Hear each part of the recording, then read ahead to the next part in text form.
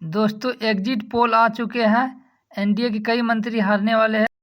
अब जानेंगे हमारे साथ भरत जी हैं। भरत जी, किन मंत्रियों का सुपड़ा साफ होने की बात कही जा रही है? जी देखिए महिमा जी, इस बार एनडीए खेमे से टोटल 36 मंत्री थे और 36 में से 28 मंत्री चुनाव लड़ रहे थे, चुनाव के मैदान में थे। और एग्जिट पोल जो कह रहे हैं वो एग्जिट पोल नीतीश कुमार के या एनडीए के मंत्रियों के लिए बिल्कुल भी अच्छे नहीं आए हैं। कई मंत्रियों का सुपड़ा साफ होने जा रहा है। इवन यहां तक मंत्री छोड़ दीजिए, डिप्टी सीएम तक का सुपड़ा साफ होता हुआ एग्जिट पोल्स के भीतर दिखाई दे रहा है और मैदान में पिछड़ते हुए एग्जिट पोल्स के भीतर दिखाई दे रहे हैं। जैसे पहली चीज मैं आपको मैं पूरे डिटेल में आपको बतलाता हूँ, सारा चीज मैं यहाँ पर पूरी एनालिसिस लेकर के आया हूँ। लेकिन सबसे पहले आपको देखना चाहिए कि और दूसरे लोग क्या कहते हैं। दूसरे लोग ये आप आइए दिखाइए, ये जो है ये एबीपी न्यूज की रिपोर्ट है। एबीपी न्यूज के हवाले से यहाँ पर ये कहा जा रहा है, लखीसराय का जो एग्जिट पोल है उसमें यह बतलाया जा रहा है कि यहाँ पर विजय सिन्हा की सीट पर जो है कांग्रेस का कब्जा हो सकता है और सूर्यगढ़ा पर आरजेडी का पलड़ा जो है वो भारी है। विजय सिन्हा यहाँ पर चुनाव हारते हुए दिखाई दे रहे हैं। विजय सिन्हा वो मंत्री हैं जो अभी कुछ दिन पहले उन्होंने इस बात को कहा कि गुंडों पर यहाँ बुलडोजर चलवा देंगे और लोगों के ऊपर कहा गोली चलाओ, जो गोबर चला रहे हैं और उनके ऊपर गोली चलाओ, अपने गार्ड से कह रहे थे और उनका बहुत विरोध लोगों ने किया विजय सिन्हा का। अब विजय सिन्हा क्या है, लखीसराय से चुनाव लड़ रहे हैं और लखीसराय से विजय सिन्हा के सामने जो है वो अमरेश अनीस हैं, वो कांग्रेस के प्रत्याशी हैं और पिछली बार इनको बहुत कड़ी टक्कर दी थी, बहुत रोचक मुकाबला हुआ था। और अब की बार ये कहा जा रहा है कि विजय सिन्हा के पैर उखड़ जाएंगे और deputy CM Bharatiya Janata party के चुनाव हार सकते हैं। एग्जिट पोल में बिल्कुल क्लियर ये दिखलाई दे रहा है। अलग अलग एग्जिट पोल्स में, सिर्फ एक एग्जिट पोल्स की मैं बात नहीं कर रहा हूं।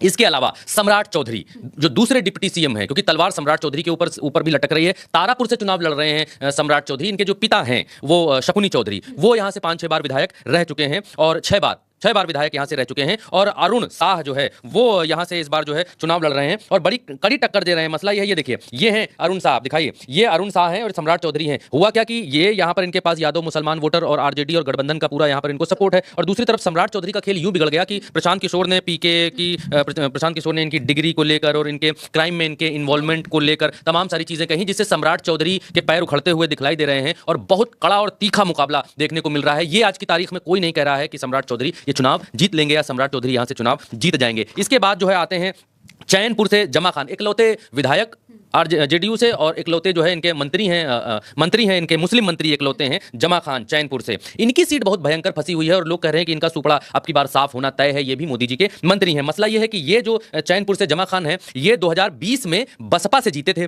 बसपा से जब 2020 में जीते, उछलकर जेडीयू के साथ आ गए और इधर ये यहाँ पर मंत्री बन गए। और अब इस सीट पर बीएसपी से जो धीरज कुमार हैं, मैं उनका चेहरा आपको दिखला देता हूँ। बीएसपी के धीरज कुमार, ये रहे जमा खान और ये रहे धीरज कुमार। तो जमा खान जो है पिछली बार इन्हीं की जगह पर थे। बीएसपी से धीरज कुमार सिंह लड़ रहे हैं। कहा जा रहा है कि जमा खान ने जो बीएसपी के साथ वफादारी नहीं की और जो दूसरी पार्टी में चले गए, उसका खामियाजा इनको भुगतना पड़ सकता है और जिसकी वजह से ये नीतीश कुमार के तीसरे मंत्री हैं जिनका सुपड़ा साफ होता दिखलाई दे रहा है। इसके अलावा मोकामा की एक सीट है जहां पर बाहुबली अनंत सिंह चुनाव लड़ते हैं और यह कहा जाता है कि वीणा देवी जो सूरजभान सिंह की पत्नी है, आरजेडी से चुनाव लड़ रही हैं। वो कई एग्जिट पोल्स में ये दिखाया गया है कि वीणा देवी अनंत सिंह को हरा सकती हैं। मोकामा के भीतर अनंत सिंह जो जेडीयू के बड़े खास माने जा रहे हैं, जिनके लिए ललन सिंह ने खुद जाकर प्रचार किया, सम्राट चौधरी ने खुद जाकर प्रचार किया, वहां पर उनकी भी सीट फंसी हुई है। सम्राट चौधरी की खुद की सीट फंसी हुई है और अनंत सिंह अगर चुनाव हार जाए मोकामा से तो बहुत बड़ी बात नहीं है। कई एग्जिट पोल्स ऐसे हैं जो अनंत सिंह को चुनाव हारते हुए दिखला रहे हैं इस बार।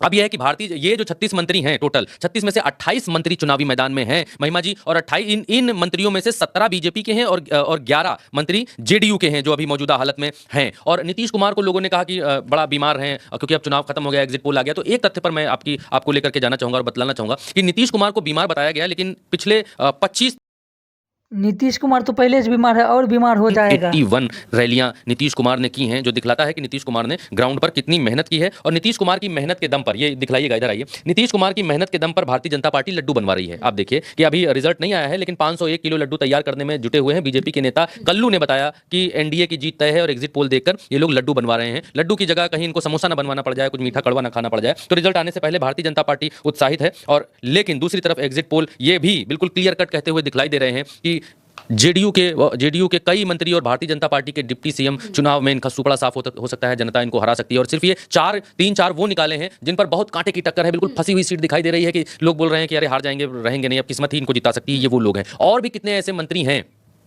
अगर तेजस्वी की लहर चली, अगर जो 5 एग्जिट पोल कुछ कह रहे हैं, बाकी क्या 10-12 एग्जिट पोल कुछ और कह रहे हैं, 5 एग्जिट पोल में तेजस्वी की सरकार, महागठबंधन की सरकार बनती हुई दिखलाई दे रही है। अगर ये एग्जिट पोल सही होते हैं तो नीतीश कुमार के कई और मंत्रियों को जो है विधायकी से हाथ धोना पड़ेगा। खबरें यहाँ तक कि आ रही हैं, कांग्रेस का कहना है कि कई मंत्रियों ने बंगले खाली करने शुरू कर दिए हैं। पवन खेड़ा ने इस बात का दावा किया कि कई मंत्रियों ने बंगले खाली करने शुरू कर दिए। ये भी दावा किया कि अधिकारियों ने पुराने पेपर्स जो है वो कट करके फेंकने शुरू कर दिए हैं। उन्होंने कहा कि कुछ ही दिन में कई दफ्तर में आग भी लग जाए तो इसकी जो है बहुत अतिशयोक्ति नहीं होगी, क्योंकि अब अधिकारी वर्ग को ये मालूम चल गया है कि हवा का रुख पलट रहा है। अब ये 14 तारीख को मालूम चलेगा, लेकिन एग्जिट पोल में एनडीए गठबंधन के मंत्रियों की हवा टाइट है। बिल्कुल, यानी कि अगर देखा जाए तो एग्जिट पोल से जो सामने आए हैं उसमें साफ पता चल रहा है कि जो एनडीए के मंत्री हैं, चाहे वो जेडीयू के हो चाहे वो बीजेपी के हो, बीजेपी के तो डिप्टी सीएम आगे 14 तारीख आएगा तो पता चल ही जाएगा। पड़ा था। लखीसराय में जब ललन सिंह गए थे तो भयंकर तरीके से उन्हें विरोध झेलना पड़ा था, गोबर तक फेंका गया था उन पर, और इसी वजह से कहा जा रहा है कि उनका सुपड़ा साफ हो सकता है। अब 14 तारीख को जब रिजल्ट आएंगे तब पता चलेगा कि आखिर कौन किस पर भारी है। फिलहाल के लिए मेरे साथ चर्चा में इतना ही। आप देखते रहिए उल्टा चश्मा यूसी।